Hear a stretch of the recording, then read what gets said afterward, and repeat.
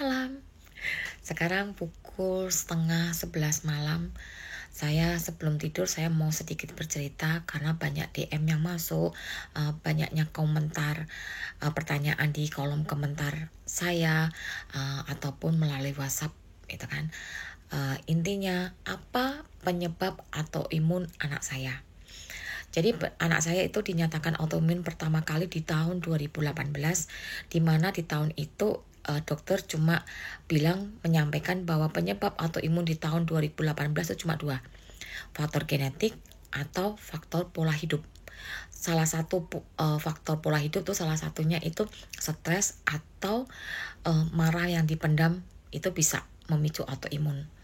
Dan kalau soal genetik saya nggak tahu karena di keluarga saya ataupun di keluarga dari mantan suami belum ada yang terindikasi autoimun, karena 2018 juga masih jarang banget ya kan autoimun. Jadi kita menyepakatin bahwa pemicu autoimun anak saya itu ada faktor stres, faktor amarah dia, karena satu hal dia pendam amarahnya dan itu memicu jadi autoimun. Oke, 2018 begitu divonis autoimun, itu pun vonisnya tidak asal vonis ya, dokter nggak langsung melihat gejalanya ini autoimun, enggak. Semuanya harus ditegakkan melalui cek darah. Itu ada namanya anaprofil dan banyak pengecekan untuk hal itu. Terus setelah diobservasi, autoimun anak saya itu mengarah jenisnya ke RA, rheumatic arthritis, yang menyerang persendiannya. Jadi persendian di badannya dia tuh diserang. Jadi kalau kambuh ya hampir sama kayak penyakit rematik gitu kan, tapi bukan rematik. Jadi bisa nanti jari-jarinya bengkak, kakinya itu bengkak.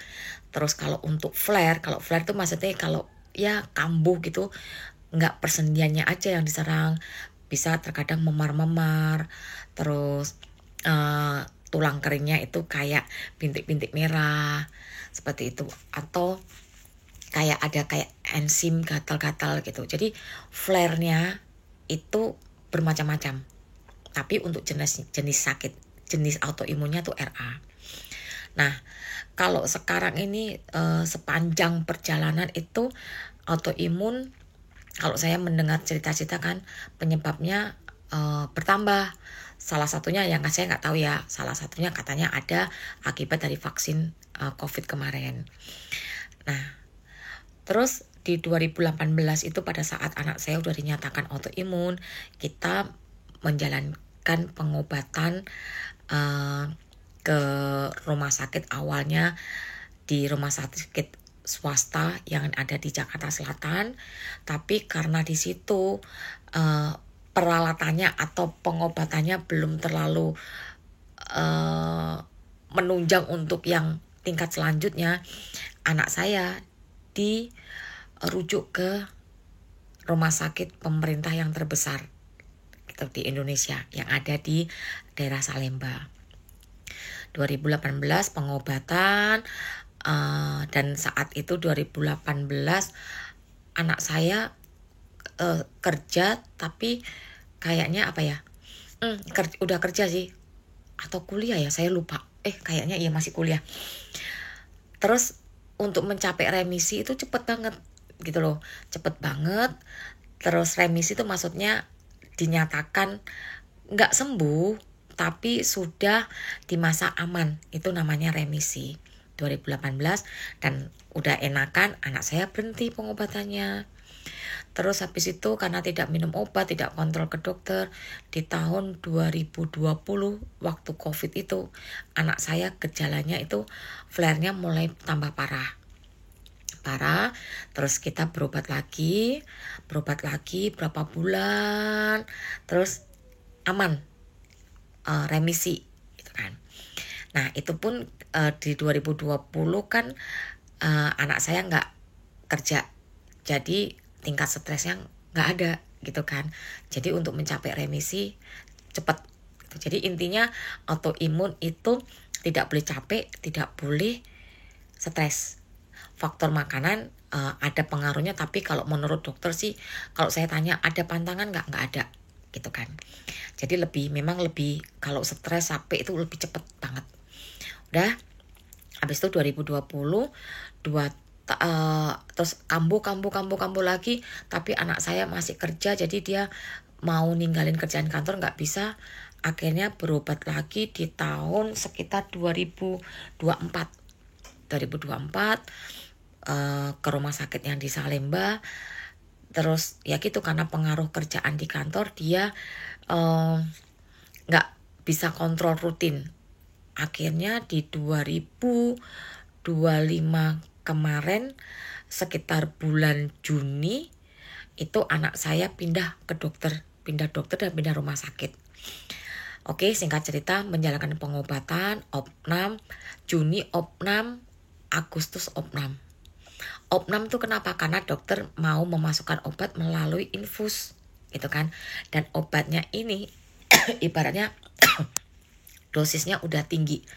Kalau di jadwalnya dokternya dia yang rumah sakit ini udah pengobatan di tahap kedua, ya kan, dengan pengobatan yang gini yang dimana paten, dan itu kita udah tidak pakai BP-TTS gitu kan. Yang selama ini yang waktu yang di Salemba kan kita pakai BP-TTS itu kan. Nah, untuk yang rumah sakit ini kita memang murni pakai biaya pribadi, dengan maksud ya biar kita dapat obat yang paten, biar cepat anak saya mencapai remisi, karena anak saya mengejar mau menikah di bulan Oktober kemarin. Ternyata pada saat udah pengobatan opnam 2 kali, gejalanya masih belum mereda. Terus anak saya ibaratnya ya udahlah, kayaknya harus pindah dokter, karena untuk dokter yang ini anak saya udah mengajukan untuk pakai pengobatan biologic agent, tapi sama dokter ditunda pengobatan tahap 2 ini biar selesai dulu. Jadi menurut anak saya dia udah capek menunggu, udah badannya sakit banget, akhirnya dia stop, nggak lanjut ke dokter ini. Nah, untuk mau pindah ke dokter lagi, waktunya udah terlalu mepet dengan pernikahan. Jadi kita pending dulu. Tapi dengan pending memang nggak bagus, karena flare-nya semakin ini, kakinya bengkak, jari-jari tangannya bengkak, matanya jadi bengkak juga kan, maksudnya gitu. Akhirnya udahlah, singkat cerita menikah bulan madu. Di Bali pun anak saya sempat kesakitan, sempat berobat juga di rumah sakit internasional yang di Bali untuk mengobatin bengkaknya dulu. Akhirnya setelah selesai pulang dari bulan madu di Bali, anak saya udah bikin janji sama dokter yang di RSPI. Itu dokter Rudi Hidayat kalau nggak salah. Itu memang dokter spesialis autoimun, salah satu yang terbaik, ya kan. Karena udah anak saya, kita suaminya juga sepakat bahwa anak saya harus mengambil pengobatan yang biologic agent, dimana pengobatan biologic agent untuk saat ini itu pengobatan tertinggi untuk autoimun saat ini, dengan biayanya memang tidak murah. Tapi kita sudah menyiapkan hati, menyiapkan biaya, kita udah siap bahwa ya saat ini anak saya mau tidak mau harus mendapatkan pengobatan yang terbaik, karena kondisinya sudah tidak bisa untuk masuk pengobatan yang jenis lainnya. Tuh, singkat cerita seperti itu. Jadi nanti saya akan saya akan cerita pengobatan biologic agent itu berapa yang kita keluarkan atau apa biayanya, semua kan saya akan cerita lengkap biar teman-teman juga bisa mendapatkan pengetahuan. Siapa tahu teman-teman ada yang mengalami seperti anak saya dan ada wacana untuk pengobatan biologic agent, biar kita sama-sama bisa belajar, bisa menyiapkan mental, menyiapkan biaya, menyiapkan apapun gitu kan. Kita saling bercerita, kita saling menguatkan sesama. Mungkin ibu seperti saya yang punya anak autoimun, atau teman-teman juga ada yang autoimun juga, maksudnya kita berbagi cerita seperti itu. Terima kasih.